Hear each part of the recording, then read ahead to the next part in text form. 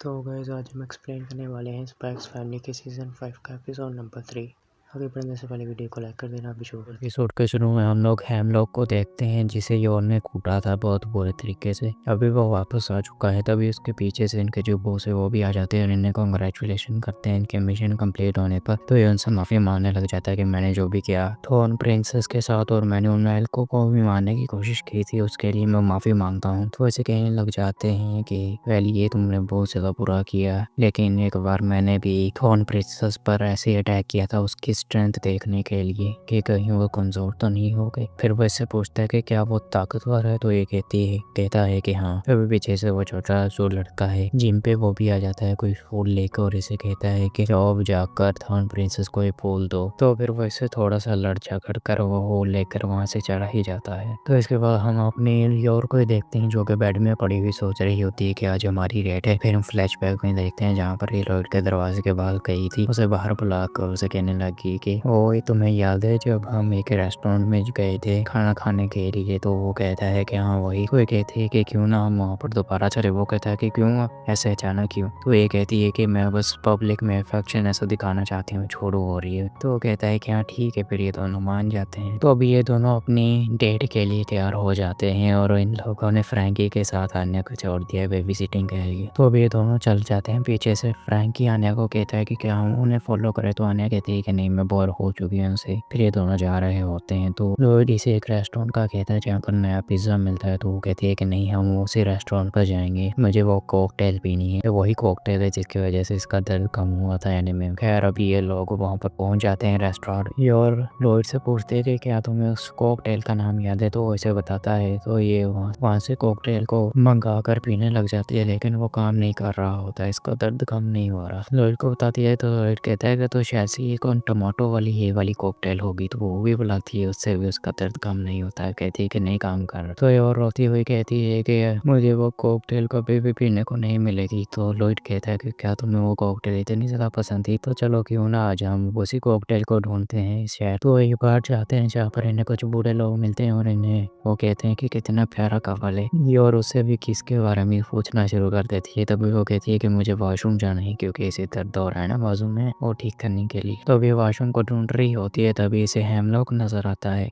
तो वैसे कहता है कि तुम शराब पी कर ऐसी टोन में घूमी जा रही हो। तो ये कहती है कि तुम यहाँ पर मुझे क्यों में रहे हो पब्लिक में। तो वो कहता है कि फिक्र मत करो, कोई भी नहीं पहचानेगा मुझे। तब ये लोग बातें कर रहे होते हैं। जो योर के काम वाली हैं वो इन्हें दूर से देख रही होती हैं दूरबीन से, और कहती हैं कि कहीं ये योर तो नहीं, ये किस हैंडसम लड़के के साथ खड़ी और वो इसे प्रेजेंट दे रहा है कहीं योर। तो ये लोग सोच रहे हैं कि योर कोई बुरा काम कर रहे। और जिम पे इसे बैंडेजेस देता है बाजू पर लगाने के लिए, सॉरी जिम पे की तरफ से वो बैंडेजेस देता है लोग। तो ये उसे देखकर शुक्रिया कहती है और फिर वो बैंडेज लगा लेती है, इससे इसका दर्द कम हो जाता है। फिर वापस जाकर लॉयड से मिलता। तभी लॉयड उन औरतों को नोटिस कर लेता है और कहता है कि वो पीछे देखो, वो तुम्हारी कोवर्कर्स नहीं है। तो ये और कहती है कि हाँ वही है जो मेरे साथ काम करती हैं, लोग क्या कर रही है। तो पीछे से कह रही होती है कि कहीं योर ऐसा कोई धोखा वगैरह तो नहीं दे रही अपने शोर को। तभी लॉयड जो होता है योर का हाथ पकड़ लेता है और वो बहुत ज्यादा शर्माने लग जाती है। फिर ये दोनों वहाँ से भाग जाते हैं। तभी ये दोनों वहाँ से बहुत ज़्यादा दूर आ जाते हैं और कहती है कि हम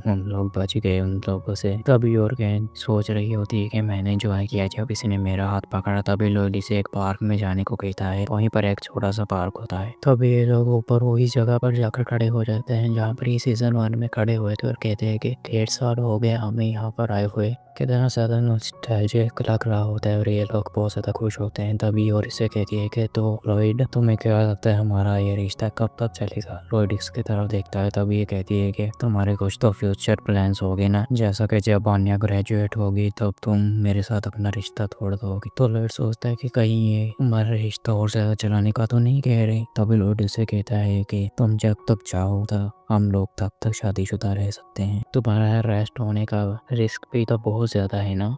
और लॉयड कहता है कि ऐसा होगा तो आन्या भी बहुत ज़्यादा खुश होगी। तभी और इसे पूछते हैं कि तुम क्या फील करते हो। तो वो कहता है कि मुझे भी बहुत ज़्यादा खुशी होगी। तो भी वो सोचती है कि नहीं मैं ये नहीं पूछ रही, मैं तो बस पूछ रही हूँ कि लॉयड तुम मेरे बारे में क्या फील करते हो। मेरे दिल में एक होप है, यानी प्यार की हो। कहीं मैं ये उम्मीद रख कर सेल्फिश तो नहीं हो रही है, भाई साहब प्यार हो गया इस दिल से फाइनली। तो अभी इसके बाद योर अपने ऑफिस में होती है जहाँ पर वो औरतें इसे सवाल पूछ रही होती है कि वो मर्द कौन था जिसके साथ वो मिली थी। और कहती है कि मेरा शोर, लेकिन वो कहती है कि तुम्हारे शोर के अलावा भी तुम किसी और से मिली थी, वो वाइट बालों वाला लड़का। तभी और जो होती है अपने साथ जो साथी होता है बूढ़ा सा, उससे कहती है कि मेरी मदद कीजिए प्लीज। तभी वो अंदर हम लोग को लेकर आ जाता है और कहता है कि इससे मिलिए, ये हमारा नया कोवर्कर है, इसने 2 दिन पहले ज्वाइन की। तो औरतें कहती हैं कि ये तो वही लड़का बैठे हेयर वाला जिससे और में। तो बूढ़ा आदमी बताता है कि हमने इसे कोई सामान देकर भेजा था योर के लिए। तो अभी वहाँ पर जो मिली होती है लड़की, वो इससे पसंद करने लग जाती है और इससे आगे नंबर पूछने लग जाती है। कहता है कि मेरे पास कोई नंबर नहीं है। तो दूसरी औरतें मिली को रोकती हैं और कहती हैं कि छोड़ो ऐसे लड़कों को, करीब मत जाया करो, बड़े बदतमीज। लेकिन वो इससे सवाल जवाब पूछी जा रही है, तुम कितने साल के हो, कैसे हो, क्यों हो। तो ये और भी कहती है कि आई होप के सभी अच्छे से रहेंगे यहाँ पर। तो आदमी कहता है कि वेल, हमें ऐसे कोई कम्युनिकेशन स्किल्स भी तो सिखाने हैं, हर कोई इंसान तो अच्छे से रोल नहीं निभा सकता।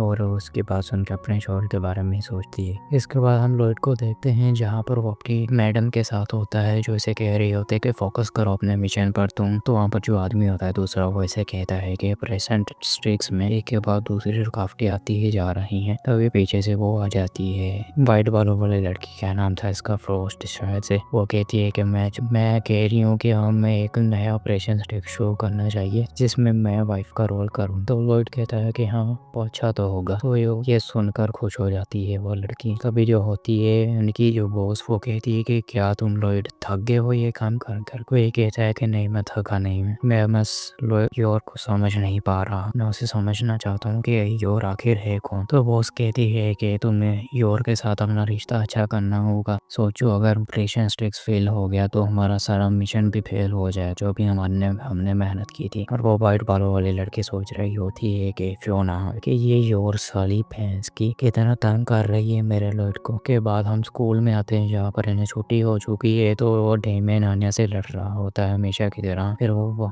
अपने घर चले जाते हैं। फिर इसके बाद आन्या भी घर आती है। तो आन्या अपनी माँ से पूछती है कि पापा कहाँ हैं। तो वो बताती है कि तुम्हारे पापा आज देर तक काम करेंगे, क्यों ना मैं तुम्हारी होमवर्क में मदद कर दूँ। तो आन्या को होमवर्क में मदद करना शुरू कर देती है और वो इसे अच्छे से पढ़ा रही है। आन्या कहती है कि मम्मा स्मार्ट हो गई। तो वो कहती है कि वेल, मैं लॉयड को तुम्हें पढ़ाते हुए देखती हूँ तो मुझे भी अच्छा लगने लग गया है ऐसे ही। और फिर कहने लग जाती है लॉयड कितना ज़्यादा स्मार्ट है, कितना इनक्रेडिबल है, क्या वो हमेशा से ऐसा ही था। सच में प्यार करने लग गई है ये लॉयड से। तो वो आन्या से पूछती है कि मेरे आने से पहले तुम और लॉयड कैसे रहते थे। तो आन्या कहती है कि वेल बहुत पुरानी बात है, मुझे याद नहीं। तो योर कहती है कि वेल सॉरी, तुम तो तब बहुत ज़्यादा छोटी होगी। तभी आन्या से पूछती है कि मम्मा क्या पापा में इंटरेस्टेड हैं। तभी वो कहती है कि नहीं ये तो हमारी वैसे भी पेपर ही मैरिज है। तो आन्या से कहती है कि मम्मा आपको ऑनेस्ट होना चाहिए, अपने दिल पर हाथ रख के सोचिए। तो अभी योर अपने दिल पर हाथ रखती है और योर और उसके बारे में सोचती है, लॉयड के बारे में। तभी आन्या को कहती है कि मुझे लगता है कि मुझे लॉयड से प्यार हो गया है फाइनली यार, आखिरकार 150 चैप्टर बाद इसे प्यार हुआ है। आन्या अब उसकी तरफ हैरानी से देखती है और पूछती है कि क्या आप मम्मा ओमूरा इससे भी ज़्यादा प्यार करते हो पापा से। तभी वो कहती है कि वेल, मैं दोनों को कंपेयर नहीं कर सकती, दोनों ही प्यार डिफरेंट है। तो अन्य कहती है कि मैं भी पापा से प्यार करती हूँ। तो योर कहती है कि हाँ मुझे पता है तुम पापा से प्यार करती हो, लेकिन मेरे वाला प्यार जो है वो डिफरेंट काइंड का प्यार है, रोमांटिक। तभी वो अन्य से कहती है कि मैं तुम्हारी तरह एक अच्छी लड़की नहीं हूँ अन्य, मैं चाहती हूँ कि तुम इसे एक सीक्रेट रखो, तुम पापा को नहीं बताओगी ये बात, ठीक है, मुझसे प्रॉमिस करो। तो आन्या कहती है कि प्रॉमिस। यार मुझे क्यों इतना ज़्यादा अच्छा लग रहा है इनके लिए। तभी लॉयड भी वहाँ पर आ जाता है और उससे कहती है कि वेलकम होम। तो वो खाने का पूछता है। तो आन्या कहती है कि हाँ मैंने ओमू राइस खाना है, मम्मा ने भी ओमू राइस ही खाना है। तो और अपने दिल में सोच रही होती है कि मैंने हर हाल में प्रोटेक्ट करना चाहती हूँ क्योंकि मैं इनसे प्यार करती हूँ। भाई साहब आज कितना अच्छा चैप्टर था। तो ये वाला एपिसोड यहीं पर एंड हो जाता है। होप आपको एक वीडियो अच्छी लगी होगी। अगर वीडियो अच्छी लगी तो वीडियो को लाइक करें, चैनल को सब्सक्राइब करें और मैं आपको मिलता हूँ इस वाली वीडियो में। Till take care, bye bye.